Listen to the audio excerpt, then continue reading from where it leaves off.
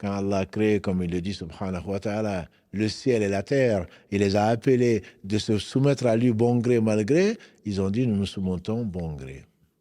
Ils n'ont pas voulu cette responsabilité. Ils n'ont pas voulu de cette responsabilité qui a fait que celui qui se soumet à Allah subhanahu wa ta'ala volontairement est honoré dans ce bas monde avant l'au-delà.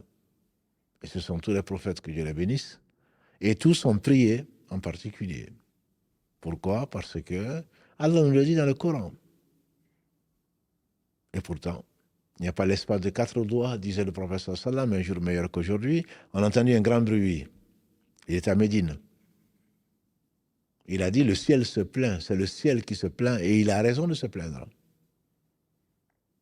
Il n'y a pas l'espace de 4 doigts, ou de quelques phalanges, qui séparent 2 anges dans le ciel, en prosternation en train de louer Allah subhanahu wa ta'ala. Si l'homme s'est chargé de cette responsabilité, cette amana, très peu, comme l'a prédit Satan sur lui ce qu'il mérite, sont reconnaissants. Tu trouveras très peu de ses serviteurs reconnaissants, dit Satan dans la sourate 7. À la suite des versets 16 et 17. Tu trouveras très peu de tes serviteurs reconnaissants. Je me mettrai, a-t-il promis, dans son insolence. Je me mettrai à leur droite, à leur gauche, devant eux, derrière eux, et tu trouveras, dans le verset 17, la sourate 7, très peu de tes serviteurs reconnaissants.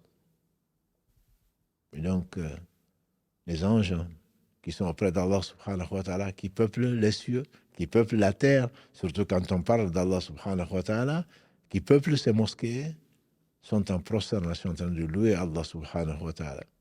Et comme l'a dit le prophète sallam, le monde et ce qu'il contient serait donné par celui qui occupe la tombe, s'il pouvait se trouver pour une seule prosternation, mais il en a été incapable. Allah dira au jour du jugement dernier, mon serviteur, est-ce que tu donnerais le monde et ce qu'il contient pour faire une prosternation?